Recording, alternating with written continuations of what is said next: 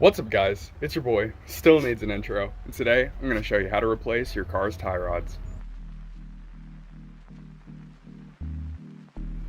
Now the reason I'm opting to do this myself is one, for content to help you guys out, and two, because the dealership estimate was $1,178.25. Now the price for all of the parts, both inner and outer tie rods, $130. So I am literally saving myself $1,000 by doing it for me, rather than taking it to them. So. Now there's a couple different reasons you may need to replace your car's tie rods. The first one, there's a shaking in your steering wheel, whether it be you're accelerating or decelerating. Your steering wheel is cocked to one side, meaning that your alignment has it's walked back and forth over time. Or three, when you do steer, it feels really sloshy around corners and it's got a lot of play in the steering wheel. Now I'm going to be showing you how to do this on my Dodge Magnum, but this should apply to pretty much every vehicle. Now there are a few tools that you will need ahead of time.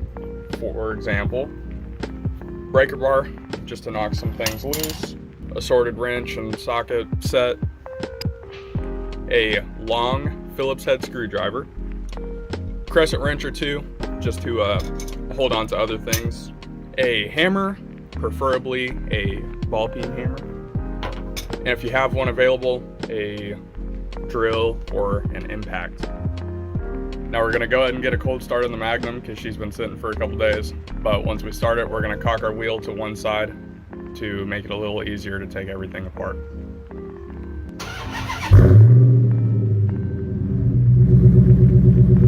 Now the first thing we're gonna do is take off this top nut that goes to the tie rod end. On mine, this is going to be a 7/8 nut, but first we're going to soak this in some liquid wrench because it's seized on there pretty good. All right, finally got it broken loose. All I did was soak it in some Johnson's brand heavy duty penetrating oil. Stuck a breaker bar with a 7/8 socket and used the entire handle of my low profile jack and broke it loose pretty easily. Once you get the nut taken off,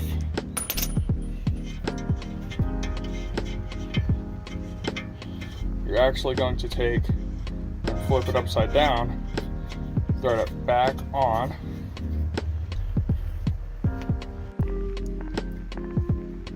until it is flush with the top. Now here comes the fun part. You're just going to smack the top of this nut until you pop the tie rod loose. Just like that. So you can see, came undone. So now we're just going to loosen the nut and pull the tie rod out. And after you get the nut off of it, it just falls right out of the way. And again, you can see tie rods are not supposed to be able to do this. All right, next part, we're going to take off the actual tie rod itself. But when we do this, we have to try and keep in mind our alignment. So the way we do that, we're going to put a crescent wrench on here and put a crescent wrench or a regular wrench on this nut, back off the nut just a little bit, and then we are going to count how many turns it takes to take off this tie rod. I'll show you what I mean here in just a second so I can give you a visual. So we're going to spin it once. Got 1,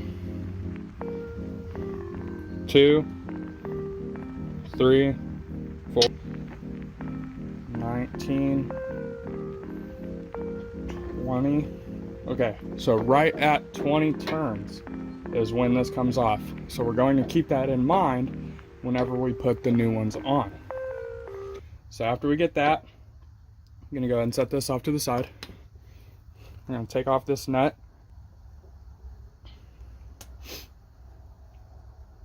Now we're going to get started on the inner tie rod. Now the first thing that we are going to take off is this boot that covers it. And so the first thing is this clamp that holds the inside. So I'll just take a pair of pliers. After you get the hose clamp off of there, Phillips head screwdriver comes in handy. So we're gonna take and start pushing up this boot. It slides on there pretty freely now. Now this next part is kind of tricky to get to, but you can see that little loop all the way back there is what your Phillips head screwdriver is for. You're gonna stick that in there, and since this is a single time use clamp in the back, you have to break it in order to take it off. Like that. So now, boot should theoretically come right off. Now you will need a crescent wrench of some kind that can open up relatively wide. Mine is actually 1 3/8 head. So I need to open up my wrench all the way to 1 3/8. And I will put it on here and try to loosen it. Now these are on here pretty tight because it goes inside of the actual steering rack itself, and it needs to be held on there because it literally steers your car. So I'm gonna put the wrench on there, and you guys get to watch me struggle for a bit trying to take it off, but it definitely can be done.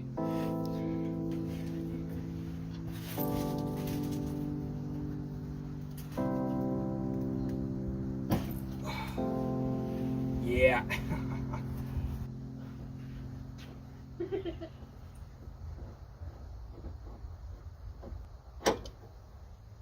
Like so.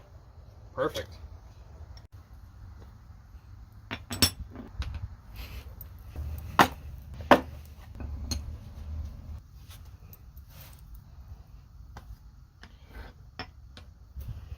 All right. It is always a good idea to check the parts that you are going to put on and compare them to the parts that you have taken off.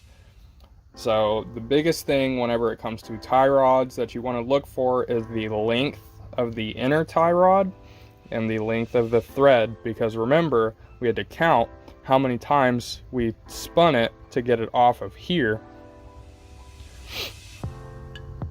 And so you can see these are literally identical, except for the fact that this one is worn and this one is not. With that being said, let's go ahead and get back underneath the car and start putting everything back together.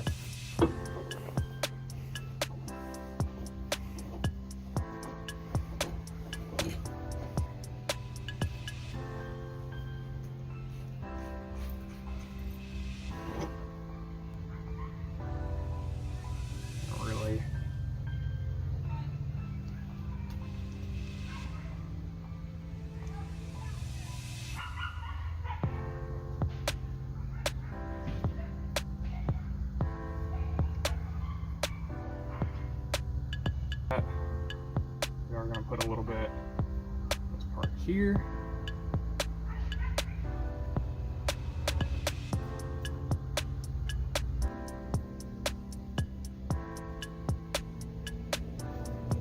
Now before you go to put the old boot on, you do want to just double check over it, make sure there aren't any cracks around the parts where the hose clamp will go, and then you do want to make sure there aren't any cracks around here throughout the boot itself. Now this one's in actually really good condition, so we're just going to go ahead and reuse it. Pop that over the end.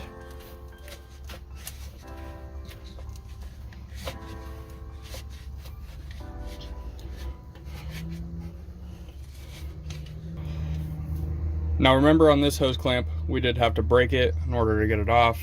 You can see here, this is the tab that they push up through these holes, and again, in order to take it off, you have to break it.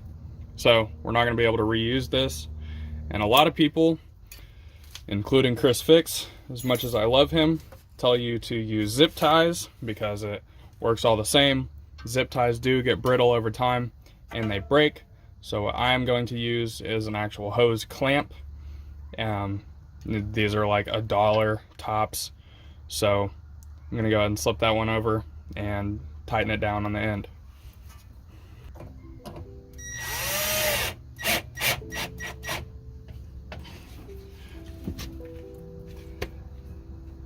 That way it falls in this little groove. Then we got our smaller hose clamp. That goes over the end of that.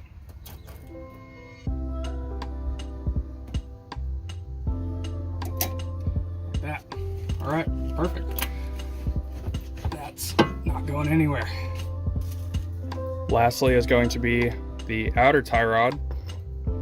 So we are going to start off by taking the nut that goes on the end of it. We're going to go ahead and thread it most of the way on here.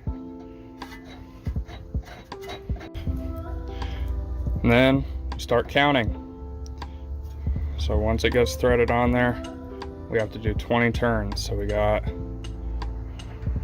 1, 2, 3, 18, 19, 20. Done. We're not going to tighten this all the way. We're just going to make sure that this doesn't move around on us. And we're going to take this nut off the end here.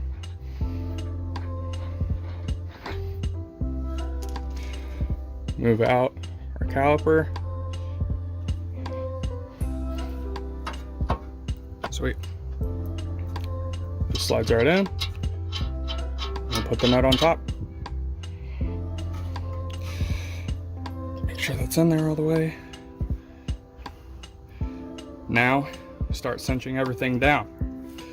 So what we are going to do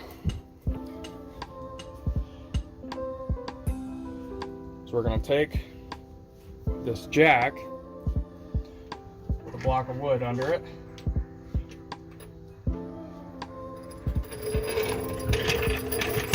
Put it underneath here.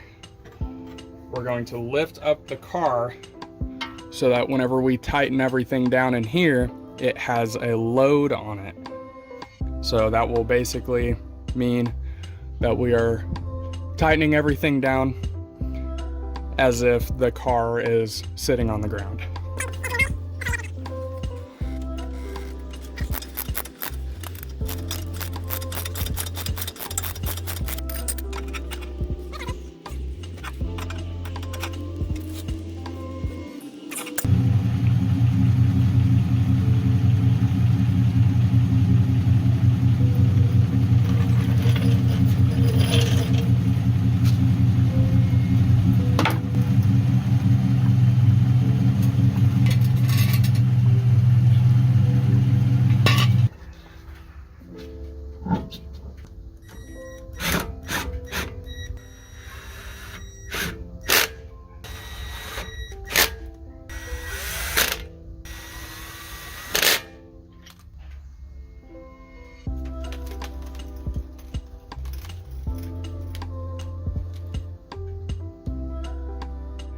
Now, if you found this video helpful, or at least entertaining, please be sure to drop a like, share it with your friends. If you'd consider subscribing, click over here. If you want to see what YouTube recommends you watch next, click over here. And as always, I look forward to seeing you guys next time.